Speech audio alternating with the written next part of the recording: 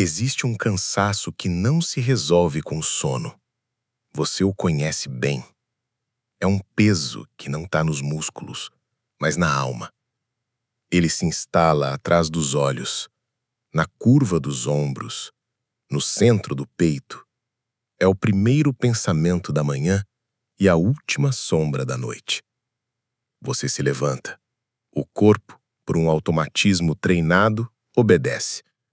Mas a sua consciência, ela fica para trás, como uma âncora fincada no leito de um rio escuro. O mundo lá fora não percebe.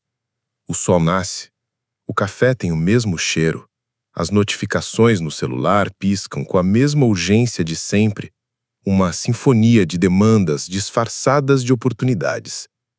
E uma voz, a voz do nosso tempo, sussurra de todos os cantos. Continue. Você é livre. Você pode tudo. O sucesso depende de você. E aqui começa a nossa investigação. Porque essa voz, essa promessa de liberdade, é a mais sofisticada mentira já contada. E a exaustão que você sente não é um fracasso pessoal. É um sintoma. É a febre de uma sociedade que adoeceu, não pela repressão, mas pelo excesso. Hoje não vamos falar sobre como ser mais produtivo. Não vamos oferecer mais uma ferramenta de gestão do tempo. Hoje vamos dar um nome ao seu carcereiro. E eu te garanto, você o conhece intimamente. Porque o arquiteto da sua prisão é você. Para entender a arquitetura da nossa prisão moderna, precisamos visitar uma antiga. Imagine, por um instante, a sociedade de nossos avós. Um mundo de estruturas visíveis, de muros concretos. Michel Foucault, o grande cartógrafo do poder, chamou isso de sociedade disciplinar. As fábricas, com suas sirenes e capatazes, os quartéis, com suas ordens e hierarquias, as escolas, com suas carteiras enfileiradas e horários rígidos. O poder era explícito. Havia um outro que mandava. A lógica era da proibição. Você não pode. Você não deve. Obedeça. O corpo era domado. O indivíduo era moldado por uma força externa e visível. Era uma luta contra um inimigo que tinha rosto. Agora, olha ao seu redor. Onde estão os muros? Onde está o capataz? Eles desapareceram. E em seu lugar surgiu algo infinitamente mais eficiente. O filósofo sul-coreano Byung-Chul Han, talvez o mais lúcido observador da nossa era, nos deu o diagnóstico preciso. A sociedade disciplinar morreu. E em seu túmulo floresceu a sociedade do desempenho. A troca foi genial e perversa. Substituímos o verbo dever pelo verbo poder. A nova ordem não diz mais, você não pode. Ela sorri e te seduz com um mantra poderoso. Sim, você pode. Você pode ser o que quiser. Você pode trabalhar de qualquer lugar. Você pode criar seu próprio negócio. Você pode otimizar seu corpo, sua mente, sua vida. O céu não é mais o limite. É apenas o ponto de partida. Parece libertador, não é? Mas aqui está a armadilha. O veneno escondido no cálice da positividade. Quando o poder lhe diz, você não pode, você tem contra quem se rebelar. Você tem um inimigo externo. Mas quando o poder sussurra, você pode tudo, contra quem você luta quando falha? A si mesmo. A prisão mudou de endereço. Agora ela mora dentro de você. O opressor e o oprimido se fundiram em uma única entidade. E o resultado é uma forma de exploração muito mais cruel, porque é voluntária. É a autoexploração. Você se tornou seu próprio feitor. E a sua jornada de trabalho nunca mais termina. Vamos ser honestos. Analise sua vida. Não como você aposta nas redes sociais, mas como você a sente no silêncio da madrugada. Seu lazer, ele é realmente livre? Ou se tornou um projeto de otimização? A leitura precisa ser produtiva, com resumos e insights aplicáveis. A corrida no parque é monitorada por aplicativos que medem cada passo, cada batimento cardíaco.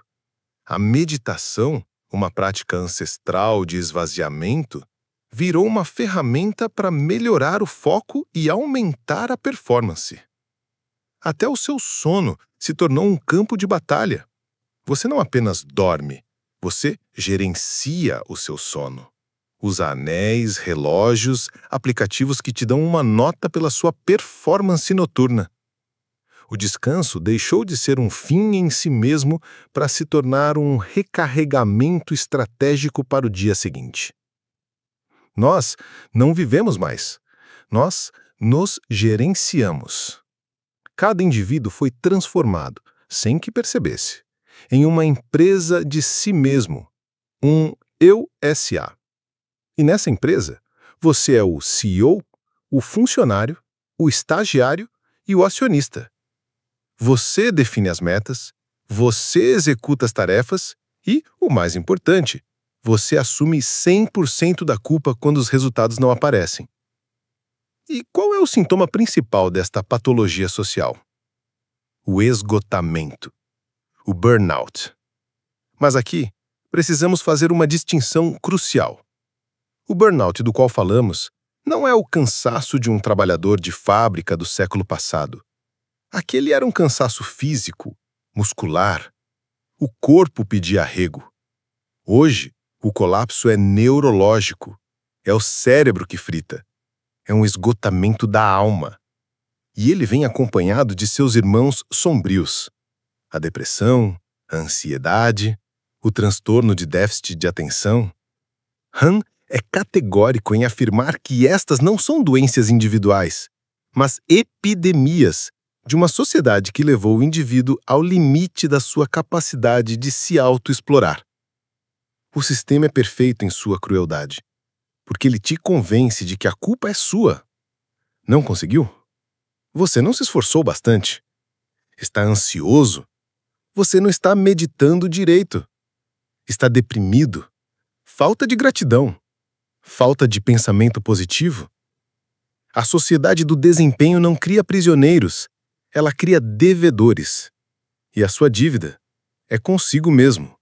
Uma dívida impagável que te mantém correndo em uma esteira que acelera a cada passo até o colapso. E o combustível dessa esteira, a droga que te mantém viciado em correr, é algo que você aprendeu a amar. Algo que parece inofensivo. É o excesso de positividade. Houve um tempo em que a violência era fácil de identificar. Ela tinha o som de um grito, a imagem de um golpe. Era a violência da negatividade, da repressão. Não faça isso. A violência do século XXI é muito mais elegante. Ela não proíbe, ela incentiva. É a violência da positividade. Ela se manifesta no imperativo da felicidade. Sorria, seja grato, seja sua melhor versão. A tristeza, a raiva, a melancolia, todos os estados negativos da alma foram banidos do discurso público. Eles são vistos como fraquezas, como bugs no sistema que precisam ser corrigidos com um coach, um livro de autoajuda ou um novo aplicativo. Essa positividade tóxica opera como um anestésico. Você aprende a sorrir enquanto se desfaz por dentro. Aprende a postar fotos de sucesso enquanto sua vida real está à beira do colapso. Você se torna um ator no grande teatro da performance feliz. Mas o que acontece quando você reprime a negatividade? Ela não desaparece. Ela se volta para dentro. Quando você não pode mais dizer "o mundo está me oprimindo", você começa a dizer "eu estou falhando". A agressão, que antes era dirigida a um inimigo externo, agora se volta contra o eu. E essa autoagressão é a raiz da depressão na sociedade do desempenho. O deprimido não é alguém que não consegue acompanhar o ritmo. É, na verdade, o soldado exemplar dessa sociedade, que lutou tanto para ser positivo, para ser performático, que a sua psique simplesmente entrou em curto-circuito. Ele está cansado de ter que ser ele mesmo, de ter que carregar o fardo infinito do projeto eu. Pense nisso. O que é mais violento? Alguém te dizer, você não é bom o suficiente, ou um sistema inteiro te dizer, você pode ser perfeito, e se não for, a culpa é exclusivamente sua. A primeira violência te dá um alvo. A segunda te deixa sozinho com o seu suposto fracasso. Essa busca incessante por uma vida sem atritos, sem dor, sem falhas, nos tornou incrivelmente frágeis, nos desarmou, porque a vida, em sua essência, é feita de luz e sombra, e ao negar a sombra, nós perdemos a profundidade, a resiliência, a própria humanidade. Nós nos tornamos caricaturas motivacionais. E enquanto o feed do Instagram exibe um sorriso radiante, a alma, no escuro, está gritando por uma pausa, por um momento de verdade. E essa pausa, esse antídoto para o veneno da hiperatividade, está em lugares que aprendemos a temer. Lugares que a sociedade do desempenho fez de tudo para que você esquecesse. Quando foi a última vez que você se permitiu o tédio? Não o tédio ansioso de quem está na fila do banco, rolando o feed para preencher o vazio. Eu estou falando do tédio profundo. Aquele tédio vasto, lento, que te obriga a olhar pela janela sem esperar nada, que te deixa sozinho com os seus próprios pensamentos, sem um plano, sem um objetivo. Provavelmente há muito tempo. Nossa cultura declarou guerra ao tédio.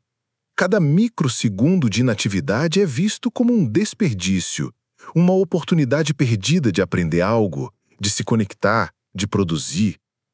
O silêncio se tornou desconfortável, o vazio aterrorizante. Mas Byung-Chul Han nos lembra de algo fundamental. O tédio profundo é um portal. É no solo fértil do não fazer nada que as ideias mais originais nascem. É nesse estado de relaxamento da atenção que a criatividade floresce. A filosofia, a arte, as grandes descobertas, elas não surgiram de uma agenda lotada de reuniões e de um cérebro bombardeado por estímulos. Elas nasceram da contemplação. Contemplar. Que palavra quase extinta. Contemplar é a capacidade de repousar o olhar sobre algo, sem a intenção de usá-lo ou analisá-lo para um fim produtivo. É olhar para uma árvore e apenas ver a árvore. É ouvir uma música e apenas se deixar levar por ela. Hoje nós não contemplamos mais, nós escaneamos. Passamos os olhos rapidamente por tudo em busca de informação útil, de um gatilho para a próxima ação.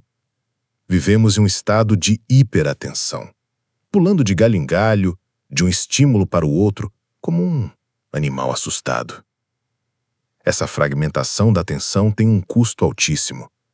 Ela nos rouba a profundidade. Você lê dezenas de artigos, mas não aprofunda nenhum. Você tem centenas de amigos online, mas cultiva poucas conexões verdadeiras. Você consome uma quantidade colossal de informações, mas adquire pouca sabedoria. Você está cansado, mesmo depois de 8 horas de sono, porque sua mente nunca descansa. Ela continua processando, planejando, se preocupando. Você se sente sozinho, mesmo cercado de pessoas, porque a conexão real exige presença, e sua presença está sempre sequestrada pelo próximo estímulo, pela próxima tarefa. O retorno à sanidade não virá de um novo aplicativo de bem-estar, virá da coragem de reivindicar o seu direito ao tédio, da coragem de desligar, de encarar o vazio até que ele deixe de ser assustador e se torne um espaço para o reencontro. E isso nos leva ao ato mais subversivo, mais revolucionário que você pode cometer na sociedade do desempenho. Um ato que pode parecer fraqueza, mas que, na verdade, é a forma mais elevada de poder. Você foi treinado a vida inteira para associar liberdade com o poder fazer. O poder de escolher, o poder de agir, o poder de conquistar. Mas e se a verdadeira liberdade, a única que pode te curar, residir no oposto? E se a liberdade suprema for o poder não fazer? Em um mundo que grita, faça mais, o ato de parar é uma insurreição. Em uma cultura que exige otimização, o ato de ser inútil é uma declaração de independência. Byung-Chul Han chama isso de o poder do não. A capacidade de dizer, não, eu não vou responder a este e-mail agora. Não, eu não vou aceitar mais este projeto. Não, eu não preciso transformar meu hobby em uma fonte de renda. Não, eu não preciso ter uma opinião formada sobre tudo instantaneamente. Dizer não para o mundo é o único jeito de dizer um sim verdadeiro para si mesmo, para sua saúde, para sua sanidade, para sua alma. Este não poder não é impotência, é soberania. É traçar uma linha na areia e dizer, o sistema pode ir até aqui, daqui para dentro, quem manda sou eu. Isso exige uma coragem imensa, porque a sociedade irá te chamar de preguiçoso, de acomodado, de fracassado. Você sentirá a culpa, a ansiedade da abstinência de produtividade. Você terá que lutar contra o seu próprio condicionamento, contra o feitor que você instalou na sua cabeça. Mas cada vez que você escolhe a pausa em vez da pressa, o silêncio em vez do ruído, a contemplação em vez da produção, você abre uma fissura na sua prisão invisível. Você respira um ar que não sabia que estava faltando. A cura para o esgotamento não é descansar para produzir mais. A cura é redescobrir uma forma de viver onde sua existência não precise ser justificada a cada segundo. Você não é uma máquina, você é um ser humano. E o ser humano não foi feito para funcionar, foi feito para ser. Se você chegou até aqui, é porque essa conversa não é apenas uma teoria intelectual para você. É um espelho. A exaustão que você sente não é um defeito no seu caráter. É a resposta sã de um organismo vivo a um sistema doente. Seu corpo e sua mente estão, na verdade, tentando te salvar. O burnout é um grito de basta, um pedido de resgate da sua própria alma. Você não está quebrado, você está sobrecarregado. Você não é fraco, você está tentando sobreviver a uma guerra silenciosa contra si mesmo. O primeiro passo não é fazer um plano de ação. Ironicamente, o primeiro passo é não fazer. É parar. É respirar. É sentir o peso que você carrega sem julgamento. É reconhecer a arquitetura da prisão. Porque só se pode escapar de uma cela depois que se percebe que está dentro dela. Agora eu quero ouvir você. Não a sua versão performática, mas a sua versão real. O que em tudo isso tocou na sua ferida? Onde essa história cruza com a sua? Deixe seu relato nos comentários, não como uma performance, mas como um testemunho. Porque na sociedade do desempenho que nos isola em nossas bolhas de autoexploração, o ato de compartilhar nossa vulnerabilidade é o começo da cura coletiva. É no reconhecimento do sofrimento do outro que percebemos que não estamos sozinhos nessa luta. E essa percepção é o primeiro passo para a liberdade. Respire fundo. A revolução começa no silêncio.